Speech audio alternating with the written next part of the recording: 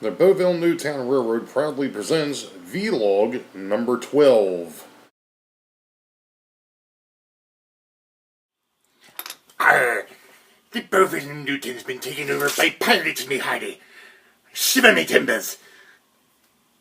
Right. Anyway, happy April Fool's Day, YouTube model railroader fans. Let me put this thing away before I hurt somebody. Namely me. Belonged to my grandfather. Sorry. I told you I'm half nuts. Actually, no. I'm completely nuts. We won't go half. Anyway. Good evening, YouTube model railroader fans. I'm Ray, but you already know that. At least I hope you do. It's April the 1st, 2015, as I go ahead and disappear off the screen. Give me a second, let me get this iPad. There we go. Ta-da! Good evening. It's always good to have some humor, right? Hey, what the hey? You gotta have fun. I said I probably wasn't going to do any more updates until after Easter, but considering the fact that it's April the 1st, I had to do something, and especially after watching Mr. Sharp the other night with, well, whatever it was that he put together, that had me dying laughing. I mean, that was funny. Mr. Sharp, that was good. I've already commented on that. I really don't have any new updates, though. I am going to, at the end of this video, I've actually figured out how to use iMovies on the iPad. Yay! Woohoo!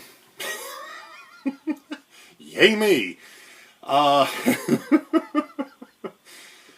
It's been one of those weeks, alright? That's all there is to it. You know what? Let me tell you something. You know why people are so tired on April 1st? They just got finished a 31-day march. Thank you. Don't forget to tip your waitress and have the lasagna. It's on the house. Anyway.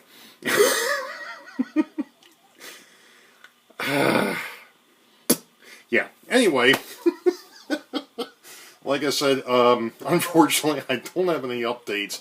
But what I am going to do is I went ahead and took Vizio, and I think I mentioned it on one of the other vlogs, and actually I'm going to label this one here as vlog number 12, which kind of stinks because I really would have rather it been vlog 13, but we'll cross that bridge when we come to it. Any rate, so this is vlog number 12. Like I said, it's April the 1st, 2015. But I gone through and I used my copy of Vizio, and I actually went back and the original iterations of the railroad between my grandfather's, the one my father built me, the combined, and then the growth. I'm going to take those off of the computer, and I'm going to try and make them pictures, and I'm going to add them towards the end of this video, and I'm going to try and put some audio to it so that it'll kind of explain what was going on when we were doing these things. So to give you more background on the Boeville and Newtown, because back then it wasn't the Boeville and Newtown, it was a toy train layout. Granted, this one here isn't too far removed from the old toy, but it's a lot closer to being a model railroad than what it was 60 years ago. So, you know, like I said, I've been trying to keep up and trying to let you guys in on some guys and gals in on some things. But that's basically what I'm going to do. Is at the end of the video, we'll go ahead and we'll pull up some of that old. I'm going to go ahead and put those Vizio things out there and let you all see the evolution of this railroad. And that's one thing. I really do still want to go through some other things. In actuality, the other night, it happens to be sitting right here on top. model railroader, or model railer. Model railer. One of these days I'm going to get that right. John talked about the fact that he had gotten some N scale. Actually, John, I have to say, it looked like that box may have been a mixed bag, because I've got that same school, the Plasticville school. And that's actually an HO. But I know you had a bunch of N gauge stuff. Well, I mentioned in the comment that I left for him that I've got N gauge myself. I don't use it anymore. Well, outside of the couple of buildings that I put on top of the one hill. But I've got the stuff that came from my grandparents. My father's parents, and my mother's parents, and actually her grandparents all had N scale. And most of those, I think my father's was like 3 foot by 3 foot. It may have been 4 by 4. My mother's father's, his was probably 3 by 6.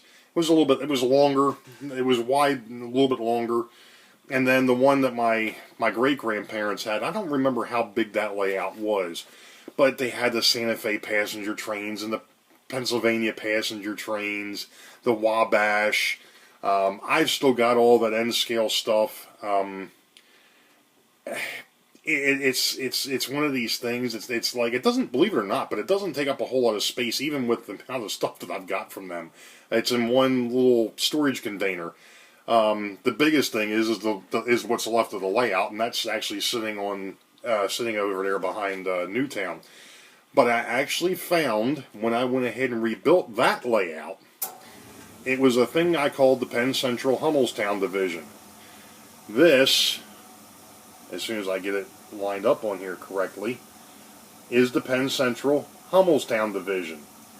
Now, over here was basically the yard. This is a folded dog bone. And remember, I was showing you the picture the other week that I have of a mountain that's sitting over there?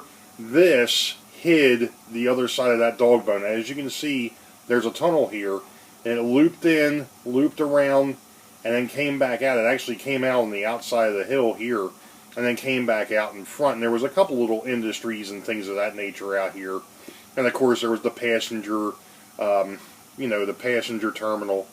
So this was just a really, believe it or not, but this was actually built on top of a single bed frame. We had, years ago, my parents, when we lived in the house down in Baltimore City, the house that we lived in, my brother and I lived up in the attic, which is where the railroad was, and we had these single beds that had 6 drawers underneath. And when he moved out of the house that my parents lived in, Perry Hall, when he moved out of there, I took his old bed, I took his mattress off, and I actually literally used what was left of the bed frame as the layout. I wished I could find some pictures of the thing, because it really turned out kind of cool. The biggest problem I had with it is I had used the AMI instant road bed from back, and this was in the early, actually mid-90s, mid to late 90s. The problem with the AMI instant road bed is it did not hold ballast.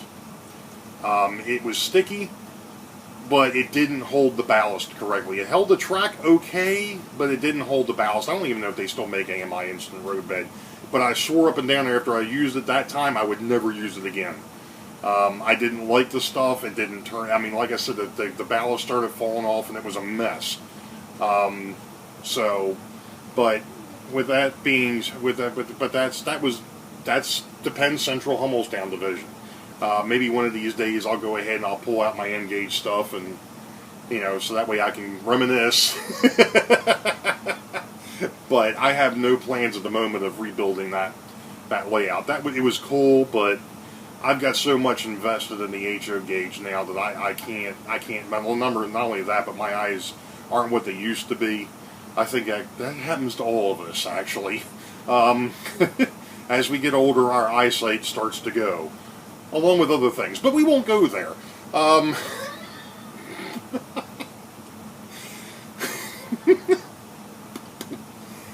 Yeah, here we go with Comedy Hour.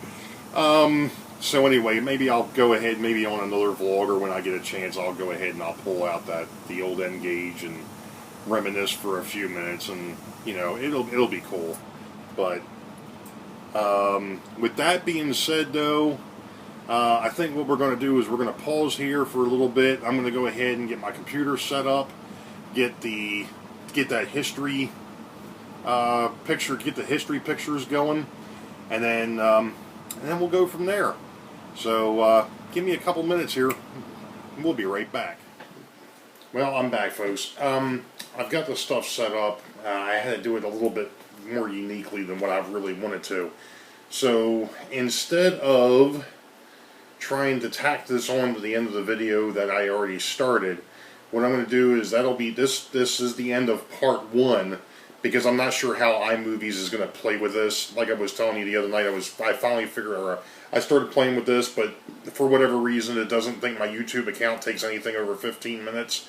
And I know from what I've got printed sitting up here on the screens, it's going to take me more than 5 minutes to kind of go ahead and give the descriptions as to what was going on. So what I'm going to do is I'm going to stop here. This will be the end of part 1, and we'll go ahead and I'll put the layouts in it as part 2. So vlog number 12, folks, 2 parts. We'll be back in just a bit.